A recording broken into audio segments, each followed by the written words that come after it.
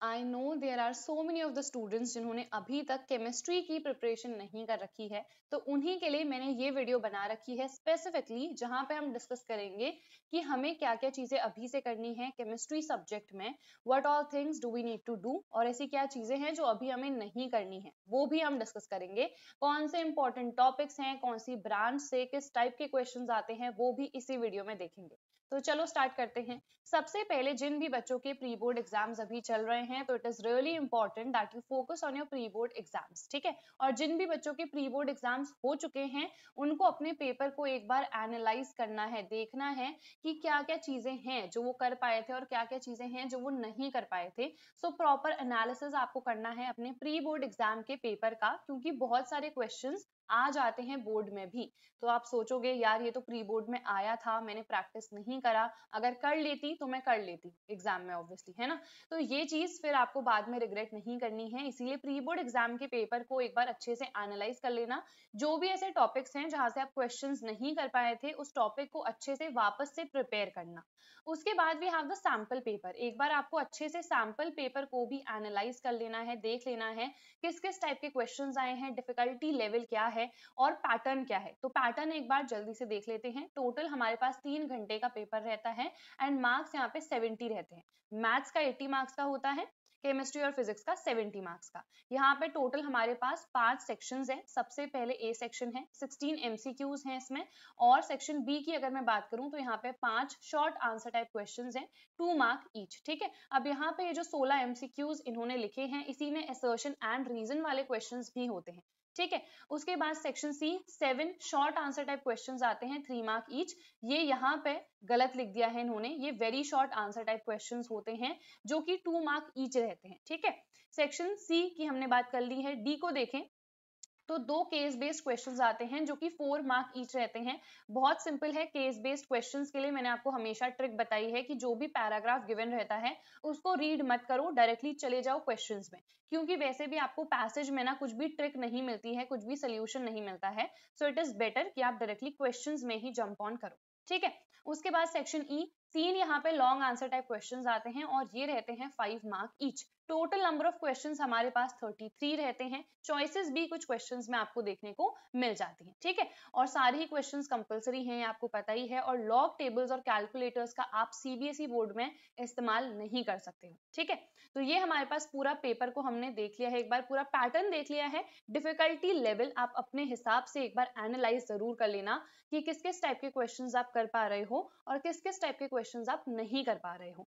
उसके बाद practice paper भी लॉन्च कर रखा था सीबीएसई ने। It is very important that you analyse the practice paper also, क्योंकि एक तो सैंपल पेपर हो गया, उसके बाद प्रैक्टिस पेपर भी लॉन्च करा था सीबीएसई ने। वहां पे भी बच्चे कह रहे थे कि मैम हमें थोड़ा सा लग रहा है कि इसमें डिफिकल्ट लेवल के क्वेश्चंस है। तो एक बार प्रैक्टिस पेपर को भी जरूर एनालाइज करना, that is also very very important. Practice papers के लिए एक बुक भी लॉन्च हो चुकी है, आप उसको भी परचेस कर सकते हो अपने लिए, क्योंकि वहां पे एग्जैक्टली जिस हिसाब से प्रैक्टिस पेपर हमारा लॉन्च करा था सीबीएसई ने, उसी हिसाब से आपको क्वेश्चंस मिल जाएंगे। Practice paper is somewhat related to the sample paper only, क्योंकि जिस तरीके से हमारा सैंपल पेपर में पैटर्न था, सेम वही प्रैक्टिस पेपर में भी फॉलो हुआ है। तो प्रैक्टिस पेपर्स के लिए ओसवाल गुरुकुल ने ये वाली बुक लॉन्च कर दी है, आप इस बुक को अपने लिए परचेस कर सकते हो। यहाँ पे देखो इंडिविजुअल सब्जेक्ट्स के लिए ये अवेलेबल है, जैसे ये वाली बुक मैथ्स के लिए है। In the same way chemistry, physics या जो भी सब्जेक्ट आपको चाहिए है, उसके लिए आपको प्रैक्टिस पेपर्स की बुक मिल जाएगी। यहाँ पे एक बार हम कंटेंट देख लेते हैं क्या क्या है बुक में। तो सबसे पहले सैंपल क्वेश्चन पेपर आपको मिल जाएगा विद द ब्लूप्रिंट। तो ब्लूप्रिंट में क्या गिवन रहता है कि चैप्टर वाइज कितने नंबर के क्वेश्चंस आए हैं वो सब यहाँ पे मेंशन रहेगा ब्लूप्रिंट में। फिर यहाँ पे देखो 6 हमारे पास सॉल्व्ड प्रैक्टिस पेपर हैं और 4 यहाँ पे अनसॉल्व्ड हैं। इनका भी सोल्यूशन आपको मिल जाएगा, कैसे वो भी बता देती हूँ।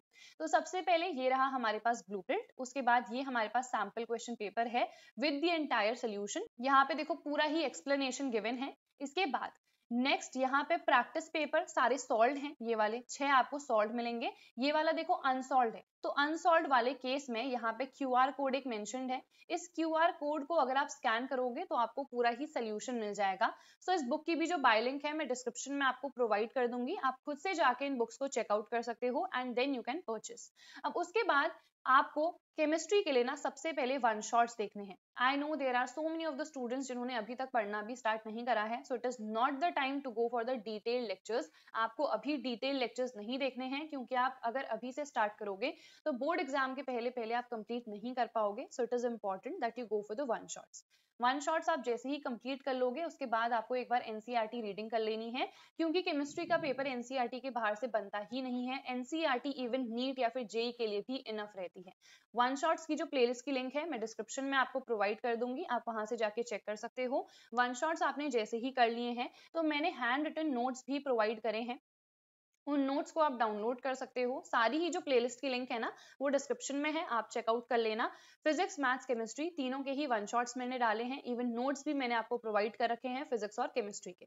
ठीक है, तो आप सबसे पहले वन शॉट्स देखो, फिर इन नोट्स को एक बार रिवाइज कर लेना, एनसीईआरटी रीडिंग कर लेना और खुद के हैंड रिटन नोट्स आप बना सकते हो। अगर आपको लगता है कि अभी टाइम नहीं है सो दैट इज फाइन, जो मैंने नोट्स प्रोवाइड करे हैं आप उनकी हेल्प ले सकते हो। अदरवाइज अगर आपको लगता है कि लास्ट में मुझे खुद के ही नोट्स की रिक्वायरमेंट होगी तो आप खुद के नोट्स भी बना सकते हो। ठीक है, तो I think this is clear.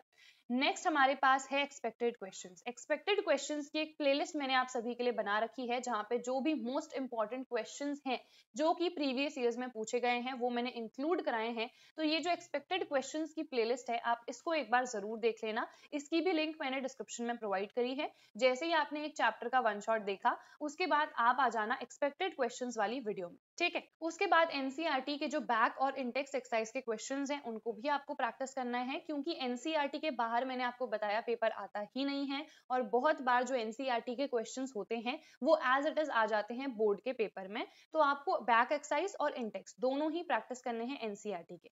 फिर उसके अलावा हम क्वेश्चंस कहाँ से प्रैक्टिस कर सकते हैं, तो आप अपने लिए क्वेश्चन बैंक एक ले सकते हो, जहां पे आपको पर चैप्टर क्वेश्चंस मिल जाएंगे। एंड इसके अलावा आप 10 पीवाईक्यूज डेफिनेटली कर लेना। अगर क्वेश्चन बैंक करने का टाइम नहीं है so that is fine, but ये जो प्रीवियस ईयर क्वेश्चन पेपर्स हैं इनको आपको जरूर सॉल्व करना है और 10 तो आपके पास होने ही चाहिए। पीवाईक्यूज की भी बुक आती है, आप उसे परचेस कर सकते हो। अगर आपको नहीं मिलेगी तो आप मुझसे कमेंट बॉक्स में लिंक मांग लेना। ठीक है, तो पीवाईक्यूज की बुक आप ले लेना, बहुत ज्यादा इंपॉर्टेंट है कि आप पीवाईक्यूज प्रैक्टिस करो, क्योंकि मैक्सिमम क्वेश्चंस प्रीवियस ईयर से ही रिपीट होके आ जाते हैं।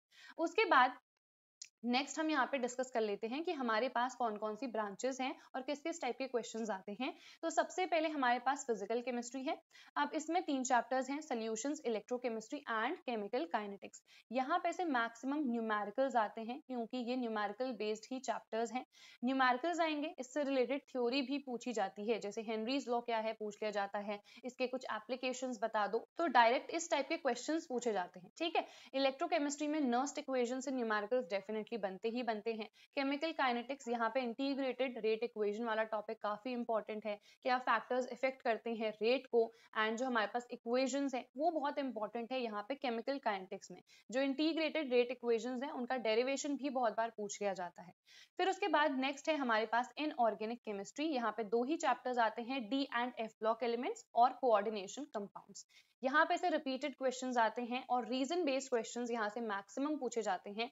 जैसे D and F block elements में जो डी ब्लॉक एलिमेंट्स हैं उनको ट्रांजिशन एलिमेंट्स हम क्यों कहते हैं, कौन से ऐसे एलिमेंट्स हैं जिनको हम नहीं कहते हैं ट्रांजिशन एलिमेंट्स, क्यों हमारे पास जो डी ब्लॉक एलिमेंट्स हैं वो कलर्ड कंपाउंड्स बनाते हैं, कलर्ड आयंस बनाते हैं, इस टाइप के क्वेश्चंस पूछ लिए जाते हैं। और कोऑर्डिनेशन कंपाउंड्स में से IUPAC नोमेनक्लेचर पूछा जाता है। एंड यहाँ पे भी अगेन जो रिपीटेड क्वेश्चंस है ना वही पूछे जाते हैं, VBT के बेसिस पे, CFT के बेसिस पे। तो ये रिपीटेड क्वेश्चंस मैक्सिमम आते हैं जिन पे आपको सबसे पहले फोकस करना है। ठीक है, उसके बाद हम मोस्ट इंपॉर्टेंट ब्रांच में आ जाते हैं जो कि है ऑर्गेनिक केमिस्ट्री। यहाँ पे हमारे पास टोटल 5 चैप्टर्स हैं।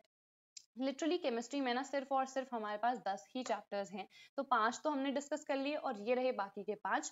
बायोमोलिक्यूल्स वाला जो चैप्टर है काफी छोटा है और यहाँ पे से भी रिपीटेड क्वेश्चंस आते हैं। यहाँ पे ज्यादा इक्वेशंस है नहीं, कुछ ही लिमिटेड इक्वेशंस हैं, जैसे जो हमारे पास रिएक्शंस होती हैं वो बहुत लिमिटेड हैं। यहाँ पे थ्योरी पार्ट ज्यादा है, सो यहाँ से थ्योरी ज्यादा पूछी जाती है। इन चारों चैप्टर्स में से रिएक्शन ज्यादा पूछी जाती है। तो यहाँ पे कन्वर्जन आते हैं कि आप इस कंपाउंड को इसमें कैसे चेंज करोगे, या कोई कंपाउंड एरिया जाएगा उसकी किसी कंपाउंड के साथ रिएक्शन हो रही होगी और कोई एक कंपाउंड बन रहा होगा, तो ये एक कंपाउंड क्या है, नेम करो, इस टाइप के क्वेश्चंस आते हैं। ठीक है, ऑर्गेनिक में रिपीटेड आपकी रिएक्शंस ही आएंगी, तो सबसे पहले आपको नेम रिएक्शंस लर्न करनी है, उसके अलावा चैप्टर में जो भी रिएक्शंस गिवन होंगी उनको आपको देखना है। ठीक है, तो यहाँ पे एक बार समराइज कर लेते हैं जल्दी से जो भी हमने डिस्कस करा है। फिजिकल केमिस्ट्री से थ्योरी एंड न्यूमेरिकल्स पूछे जाते हैं। उसके अलावा इनऑर्गेनिक की बात करें तो यहाँ पे से रिपीटेड क्वेश्चंस आएंगे कॉन्सेप्चुअल, यानी कि यहाँ पे रीजन बेस्ड क्वेश्चंस आते हैं। आपको कॉन्सेप्ट अगर पता है तो आप इजिली रीजन दे दोगे। ठीक है, ऑर्गेनिक में देखो रिएक्शंस पूछी जाती हैं मेनली, उसके अलावा रीजन बेस्ड क्वेश्चंस, जैसे कि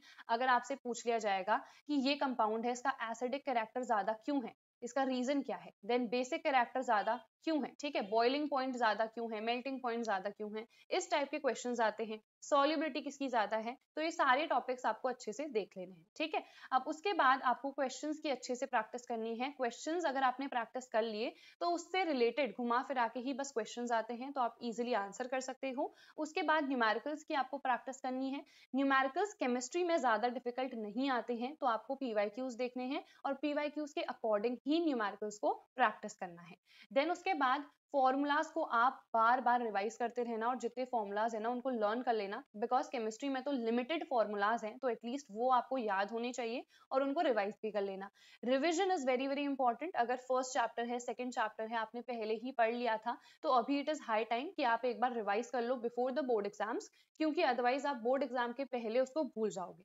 एंड केमिस्ट्री का सिलेबस जिन भी बच्चों ने कंप्लीट नहीं करा है ना, तो इट इज वेरी इंपॉर्टेंट कि आप अच्छे से वन शॉट्स देखो, अपनी एक प्रॉपर टू डू लिस्ट बना लो। आप मार्क करो कि आज मुझे ये वाला चैप्टर करना है, नेक्स्ट डे मुझे सेकंड चैप्टर करना है।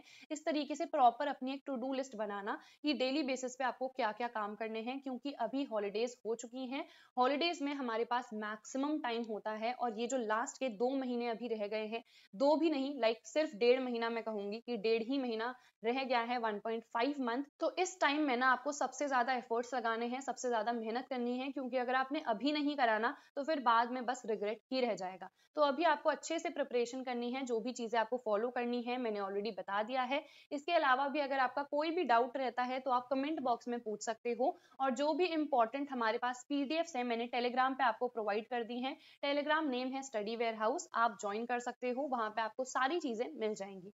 So that is it for this video. I hope this video helped you. Do not forget to like, share and subscribe to my channel, and I'll see you guys in the next video. Till then, bye everyone. Take care and all the very best.